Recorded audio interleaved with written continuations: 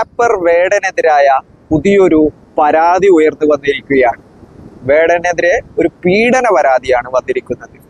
പക്ഷേ പറയാൻ വന്നത് ആ കാര്യമല്ല. വേടനെ ലക്ഷ്യം വെച്ചുകൊണ്ട് ഇവിടുത്തെ ഭരണവർഗം അഥവാ ഈ ഒരു സവർണ പ്രത്യയശാസ്ത്രത്തിൽ ഊന്നിയ ഒരു വ്യവസ്ഥിതിയാണ് രാജ്യത്തെ നയിച്ചുകൊണ്ടിരിക്കുന്നത്. അവരാണ് രാജ്യത്തെ കാര്യങ്ങൾ തീരുമാനിക്കുന്നത്. അതുകൊണ്ട് തന്നെ അവർക്കെതിരായ ചോദ്യങ്ങളെ അവർ എന്നും ഭയപ്പെട്ടിട്ടുണ്ട്. പ്രത്യേകിച്ചും ഈ രാജ്യത്തെ ഏറ്റവും വലിയ അടിസ്ഥാന ജനവിഭാഗമായ ഈ രാജ്യത്തെ ഭൂരിഭാഗം വരുന്ന ജനതയെ പ്രതിനിധീകരിക്കുന്ന ഒരു സമൂഹത്തിന്റെ പ്രതിനിധിയാണ് വേടൻ എന്നുള്ള കലാകാരൻ. അതുകൊണ്ട് തന്നെ അദ്ദേഹം ഉയർത്തുന്ന രാഷ്ട്രീയ ചോദ്യങ്ങൾ പലപ്പോഴും ഇവർക്ക് പ്രശ്നമായിട്ട് മാറിയിട്ടുണ്ട്. പ്രത്യേകിച്ചും RSSനെതിരെ, സംഘപരിവാറിനെതിരെ നിലപാടുള്ള ഒരു കലാകാരൻ ഈ ഒരു പിന്നോക്ക വിഭാഗങ്ങളിൽ നിന്നും വളർന്നു വരിക എന്നുള്ളത് അവരെ സംബന്ധിച്ചിടത്തോളം വളരെ പ്രശ്നമുള്ള കാര്യമാണ്. കാരണം ഈ അടിസ്ഥാന ജനവിഭാഗങ്ങളിൽ നിന്നും ഒരിക്കലും അവരുടെ ഒരു കലാസൃഷ്ടികൾ ഉണ്ടാവാനോ അവരുടെ അവകാശങ്ങളെ പറ്റി ചോദിക്കാനോ ഇവർക്കെതിരായ വിമർശനങ്ങൾ ഉന്നയിക്കാനോ സാധിക്കുന്ന ഒരു സാഹചര്യമല്ല രാജ്യത്തുള്ളത്.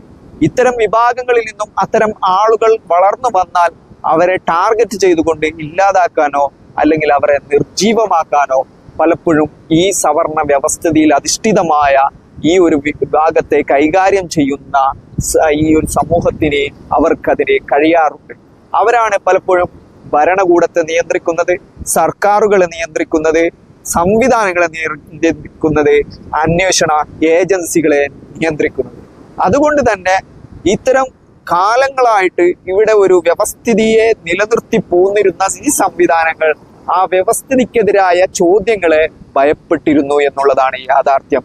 വേടൻ തൻ്റെ പാട്ടിലൂടെ, തൻ്റെ പറച്ചിലിലൂടെ, തൻ്റെ നിലപാടുകളിലൂടെ ഓരോ സമയത്തും ഇവർക്കെതിരായ ചോദ്യശരങ്ങളാണ് ഉയർത്തിയത്.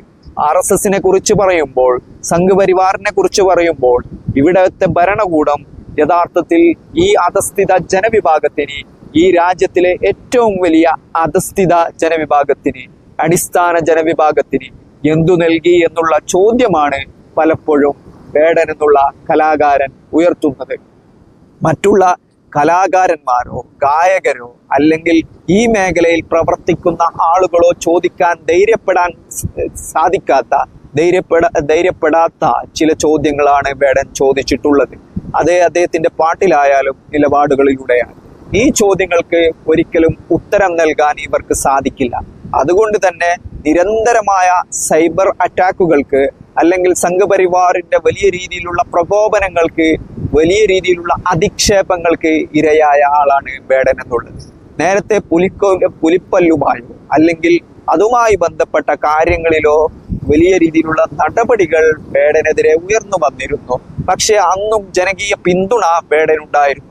ഒരു പുതുതലമുറ ഒന്നാകെ വലിയ സെലിബ്രേറ്റ് ചെയ്യുന്ന ഒരു ഗായകൻ എന്നുള്ള നിലയിൽ അല്ലെങ്കിൽ ഒരു റാപ്പർ എന്നുള്ള ഒരാളെന്നുള്ള നിലയിൽ വേടനെതിരെ അടുത്ത പദ്ധതികൾ ഈ പൊതുസമൂഹത്തെ അദ്ദേഹത്തിൽ നിന്നും പിന്തിരിപ്പിക്കാൻ, അദ്ദേഹത്തിന് കിട്ടുന്ന പിന്തുണ ഇല്ലാതാക്കാൻ അവർ മറ്റു വഴികൾ ആലോചിക്കുകയാണ്. ഈ പീഡന പരാതിയിൽ നടപടികൾ ഉണ്ടാകുമോ, അത് ശരിയോ തെറ്റോ എന്നുള്ളത് മറ്റൊരു കാര്യമാണ്. വർഷങ്ങൾക്ക് മുമ്പ് സംഭവിച്ച ഈ ഒരു സംഭവത്തിൽ അതിന്റെ യാഥാർത്ഥ്യങ്ങൾ പരിശോധിക്കപ്പെടേണ്ടതാണ്.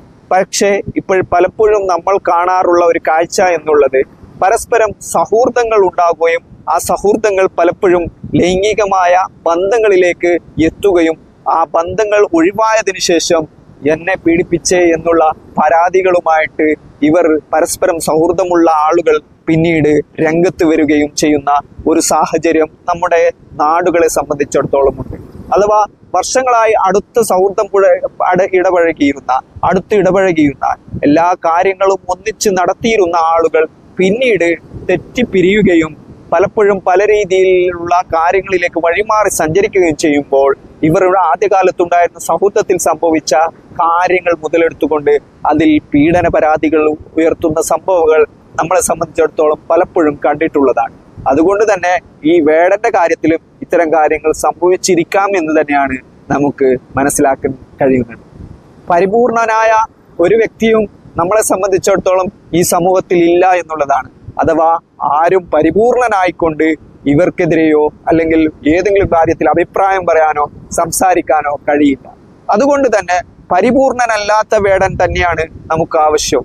പരിപൂർണനല്ലെങ്കിൽ പോലും വേടൻ ഉയർത്തുന്ന രാഷ്ട്രീയ ചോദ്യങ്ങൾ, വേടൻ ഉയർത്തുന്ന അവരുടെ അടിസ്ഥാന ജനവിഭാഗത്തിന്റെ ആവശ്യങ്ങൾ, അംബേദ്കറിസ്റ്റ് തത്വങ്ങൾ, ഈ രാജ്യത്തിന്റെ ഭരണഘടന അനുവദിച്ചിട്ടുള്ള, ആ ഭരണഘടന ശില്പി നമുക്ക് നൽകിയിട്ടുള്ള, ഭരണഘടന വിഭാവനം ചെയ്തിട്ടുള്ള അവകാശങ്ങൾ, ഈ അവകാശങ്ങൾ കുറിച്ചൊക്കെ വേടൻ എന്നുള്ള കലാകാരൻ ചോദിക്കുമ്പോൾ ഇവിടത്തെ സവർണ മാടമ്പിമാർക്ക് പൊള്ളുന്നത് നമുക്ക് മനസ്സിലാക്കാൻ കഴിയും.